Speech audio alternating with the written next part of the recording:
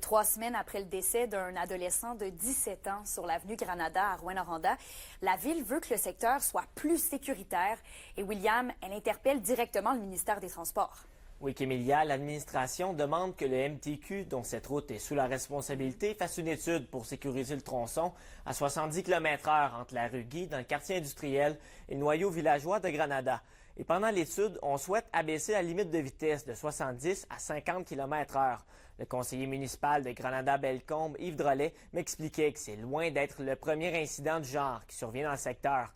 Tous se rappellent des 2 adolescentes happées mortellement à l'entrée de Granada en 2007, mais il y a aussi eu d'autres incidents impliquant des piétons survenus au fil des années. C'est pour ça que le sujet a été abordé au conseil de ville lundi soir. On écoute le conseiller. Comme on en est là, je ne peux pas laisser aller ça. Et puis vous remarquerez que lorsqu'on sort du centre de Rouyn-Noranda pour s'en venir ici, il y a déjà un endroit où c'est serpentant en montant, avec une courbe.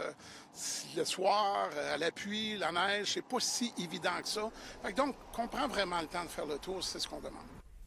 Et William, du côté du ministère des Transports, qu'est-ce qu'on pourrait envisager comme mesure? Les membres du conseil municipal aimeraient bien qu'un meilleur éclairage soit présent et un plus grand accotement. Mais ce genre de mesure pourra seulement être recommandé après la fin de l'étude du ministère des Transports.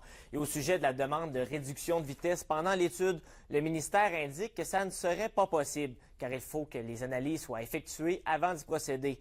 Vous pouvez entendre la conseillère en communication du ministère des Transports et de la Mobilité durable. Une baisse de limite de vitesse, c'est toujours suite à une étude que c'est réalisé ou pas, parce que ça peut être refusé aussi, là, une demande comme ça. Fait que tout dépend. Il y en a eu une dans le passé, mais c'est dans un secteur qui appartient à la ville. Fait que ça relève de la ville à ce niveau-là. Et en terminant, Kémélia, le ministère des Transports et de la Mobilité durable mentionne attendre l'envoi de la résolution de la ville avant de se prononcer sur une future étude. À suivre donc. Merci, William. Je vous en prie.